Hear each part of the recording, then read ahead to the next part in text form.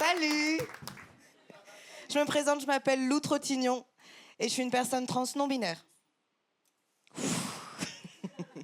Si vous n'avez pas compris ce que je viens de dire, vous inquiétez pas. En vérité, moi non plus. Mais je sais, là, vous, ça va. Vraiment, vous, ça va. Mais une fois, j'ai joué ce sketch à La Roche-sur-Yon. Ouais, il y en a qui comprennent direct ce qui s'est passé. Si les gens savent pas ce que c'est, vous savez, La Roche-sur-Yon, c'est une ville tellement de droite que les gens portent des doudounes Benetton sans manches, même à l'intérieur. J'ai l'impression qu'ils sont toujours prêts à partir sur leur voilier. Et je dis que je suis trans sur scène et je sens que dans le public, il y a des fesses qui se serrent. Ils sont la trans. Est-ce qu'on peut rigoler? Alors oui, c'est vrai que certaines personnes trans font des opérations pour changer, mais en général, quand on se fait opérer, on garde le sens de l'humour. En fait, si vous voulez, moi, à ma naissance, mes parents, les médecins, ils ont dit Lou, c'est une meuf. Et moi, je suis pas méga dac avec ça. Il y a litige. Et je dis que je suis non-binaire parce que je transitionne vers la masculinité, mais je sais pas encore exactement quelle masculinité. Après, je sais pas si vous avez vu, mais j'essaye de faire des efforts, franchement. J'essaye de m'adapter à la culture hétérosexuelle, tu vois. Vraiment, j'essaye. Et les gens avec moi, ils savent jamais s'ils doivent dire il ou elle. Mais je crois que la personne la plus stressée de tout ça, c'est ma mère. Je lui ai fait mon coming out. Elle m'a laissé un message sur mon répondeur que je garderai à vie. Ça finissait par bisous mon garçon, ma fille m'habite. Je te coupe. En plus, il faut savoir que nous, dans la famille, on est 3 personnes LGBT entre mes frères et sœurs. Ouais, je sais pas ce qui s'est passé. Ma mère engendre des gays, des lesbiennes. Enfin, ma mère, c'est Mylène Farmer, on va dire. Et mon père, c'est Eddie de Pretto. Clairement, c'est...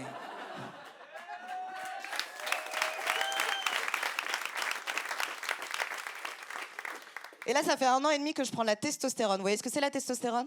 Oui. Vous êtes trop mignons.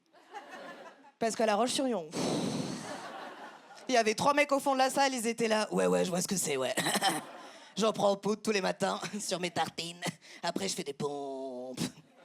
Moi, j'en prends en injection. Voilà, c'est une hormone qui permet d'avoir plus de muscles, plus de poils, une voix plus grave. Fonctionne vachement bien sur moi, c'est... En fait, tu peux pas du tout savoir ce qui va changer en premier avec la testostérone. C'est complètement aléatoire. Moi, je pensais devenir un grand mec, hyper musclé. Non. J'ai des poils interfessiers. Très déçue par cette transition. Des fois, je vais vers des groupes de mecs et je leur dis « Je suis comme vous !» Ça marche pas. Quand la boulangère t'appelle madame, tu peux pas faire « Moi, c'est monsieur, en fait. » Enfin... Et tu sais, mon corps change tellement que moi, je ne vis plus de harcèlement de rue. Je vis du questionnement de rue. Je suis passée de « Hey, t'es bonne » à « Hey, t'es quoi ?» Et ça change de plus en plus parce que j'ai de plus en plus un passing masculin. C'est-à-dire qu'on me prend de plus en plus pour un homme dans la rue, dans la société. Et c'est quand même quelque chose.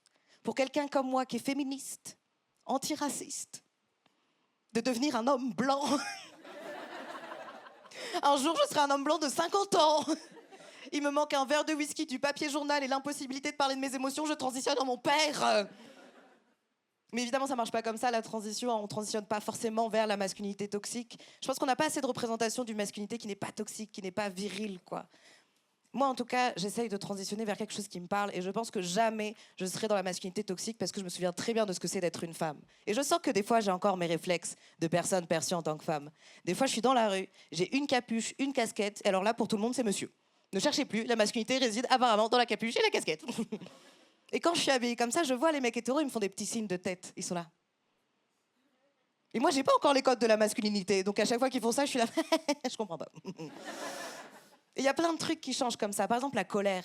C'est pas du tout pareil la colère quand t'as l'air d'une meuf et la colère quand t'as l'air d'un mec. Moi, avant, quand j'étais en colère, on me disait « mais c'est parce que t'as tes règles ». Maintenant, quand je suis en colère, on me dit que c'est parce que j'ai le droit d'être en colère. Alors qu'en vrai, j'ai juste mes règles. Enfin...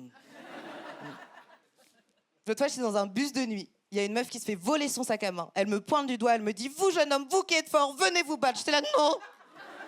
J'étais transitionnée direct. J'ai pris un mec à partie, je lui ai dit « écoutez, je suis pas vraiment un homme, enfin c'est compliqué, si vous pouvez y aller à ma place ». Mais si vous voulez, pour moi, être trans, c'est être la version la plus authentique de soi-même. Et ça, je le souhaite à tout le monde. Et il y a encore beaucoup d'ignorance autour de la transidentité. Tu sais, ils n'arrêtent pas de dire « on est partout ». C'est pas vrai, on n'est pas partout. On est dans le Marais de 18h à 4h du matin. Enfin, on n'est pas difficile à trouver. Hein. Et j'ai regardé le vrai pourcentage de personnes trans en France, c'est 0,3%. C'est même pas 1%. Et ma mère est responsable de 0,2% en plus. Donc vraiment... Une fois, il y a un mec qui est venu voir mon spectacle, très sympa. Il est venu me voir à la fin, il m'a dit « Ça fait longtemps que t'es en transit ?» Pour lui, les personnes trans, on sait pas où aller aux toilettes, c'est on est les toilettes, quoi. Et je suis là, c'est-à-dire, il me dit, bah en transit, quoi. Je dis, oui, j'ai compris, mais j'ai pas compris. Enfin, il me fait, c'est quoi la différence? Je dis, bah transition, tu transitionnes, et puis le transit, c'est le transit, quoi. Il me dit, mais non, le transit, comme t'es entre deux avions à l'aéroport, entre deux escales. C'est joli, mais c'est con, quoi. Enfin, pour lui, les personnes trans, on est des colissimos. Et je crois que la question qu'on me pose le plus depuis que je transitionne, c'est qu'est-ce que j'ai dans le pantalon? Ça, les gens sont obsédés par savoir ce qu'on a dans le pantalon. Mais je pense que personne ne sait ce qui s'y trouve vraiment. Je sens que j'ai votre attention. Dis-nous! Quand t'es assignée femme à la naissance comme moi et que tu prends la testostérone, il se passe un truc. C'est que ton clitoris grandit. Il devient beaucoup plus visible, beaucoup plus sensible. Ouais. Pour toutes les meufs hétéros, s'ils trouvent pas ton clito, prendre la testo, vraiment prendre la testo. Merci beaucoup, c'est tout pour moi, c'était Lou Trottignon.